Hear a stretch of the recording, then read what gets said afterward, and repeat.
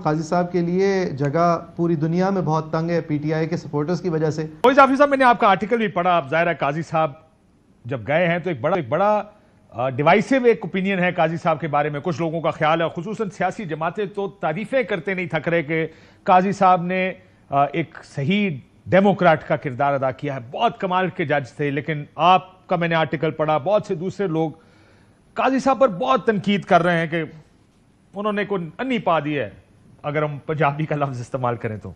सिर्फ तनकीद, मैं आपसे आपका जानना चाहता हूं कि मैंने आपका जो आर्टिकल पढ़ा, सिर्फ तनकीद कर रहे हैं आप उन पर। बहुत से फैसले आपने उनके कोट किए, हमने भी थोड़ी देर पहले उनका जो बताया कि उन्होंने क्या किया।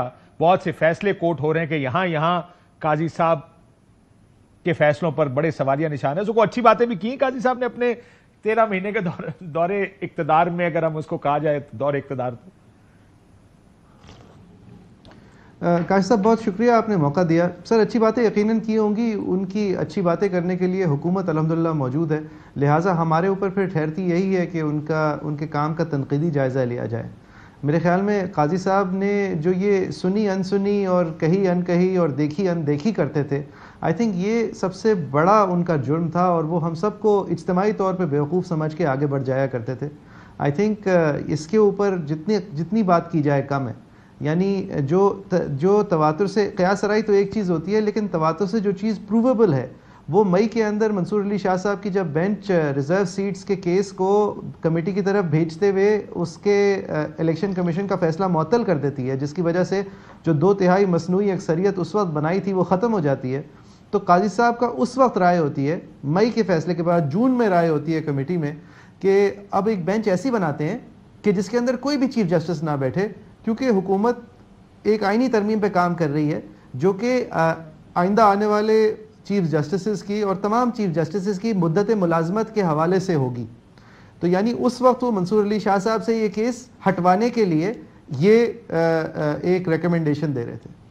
जबकि ये जब मामला हो गया उस वक्त आइनी तरमीम की क़यास राय थी, लेकिन जज साहब को पता था और पता भी था और ये भी पता था शायद। अब जब वो तरमीम की इसीलिए अगर आप 63A का फैसला देखें तो ये भी पता था कि बंदे शॉर्ट हैं और इस वजह से वो बंदे पूरे करने का इंतजाम भी कुछ फैसलों में किया गया। काशिफ साहब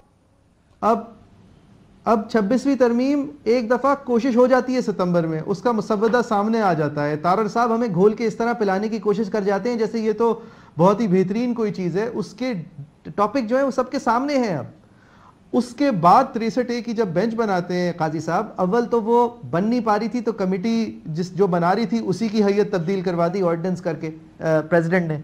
फिर हमने सोचा कि काजी साहब अपने पिछले फैसले का लिहाज रखेंगे और जो उन्होंने कुरान का हवाला देते हुए, ईमान का हवाला देते हुए कहा था कि डेमोक्रेसी और कंसेंसस ही सही तरीका है, उसके ऊपर अमल करते हुए उन्हीं 3 लोगों से मशवरा करेंगे जो कानून की रूह कहती थी। उन्होंने 1 घंटे के अंदर उस ऑर्डिनेंस कमेटी के अंदर से मुनीब अख्तर साहब को निकाल बाहर किया और एक और जज साहब शामिल कर लिए। और उसके फ़ौरन बाद उन्होंने एक ही केस लगाया तारीख के साथ, और वो 63A का लगाया। और जब 63A का केस के ऊपर आर्ग्यूमेंट शुरू हुई तो उनसे कहा गया कि सर ये आप एक फ़ैसला दे चुके हैं, इस फैसले से जो आप आज करने जा रहे हैं उसकी वजह से एक आइनी तरमीम मुमकिन हो जाएगी फ्लोर क्रॉसिंग की वजह से।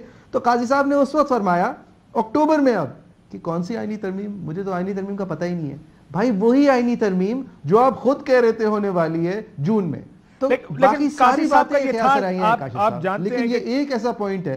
हाँ जी, मैं जरा एक पॉइंट आप रोक के रखिएगा। मैं सिर्फ ये कहूँ कि काजी साहब के बारे में अगर उनका साल सवा साल में देखा जाए तो वो बार बार कहते थे वो टीवी नहीं देखते या वो यूट्यूब नहीं देखते। अच्छा, वो बहुत सी चीज़ों पर हैरानगी का इजहार करते थे कि वाकई ऐसा भी होता है। लेकिन बाद में जब उनको जरूरत पड़ती थी, कोई कमिश्नर पिंडी अगर कोई बयान दे देता था तो उनको ये भी पता होता था कि रिपोर्टर्स कहाँ आना है, या रिपोर्टर्स को पता होता काजी साहब कहाँ मिलेंगे और वहां से क्या बयान जारी होगा, और उसके लिए वीडियो कैमरे भी तैयार होते थे काजी साहब के। और फिर बहुत से बयानात हमने ऐसे देखे उनकी जानिब से जिसमें ऐसा मुझे देखकर लगा कि काजी साहब को पता सब होता है। लेकिन फिर काजी साहब, आपको याद होगा, एक इस्लामिक यूनिवर्सिटी में गए थे, 2.5 घंटे के सवाल जवाब के बाद उन्होंने कहा अच्छा ये लाइव जा रहा है, हर चैनल इसको दिखा रहा है, जबकि सबको पता था कि ये 2-2.5 घंटे से लाइव चल रही है। तो ये शायद probably wanted to give this impression या कि वो क्लासिकल जज हैं जो कि बिल्कुल टीवी अखबार नहीं देखते। लेकिन उन्होंने जो पाकिस्तान से बाहर गए, आपको लगता है वो वापस आएंगे जाफरी साहब? ये ज्यादा अरसा पाकिस्तान में गुजारेंगे, आपको लगता है ज्यादा लाइफ बाहर गुजारेंगे?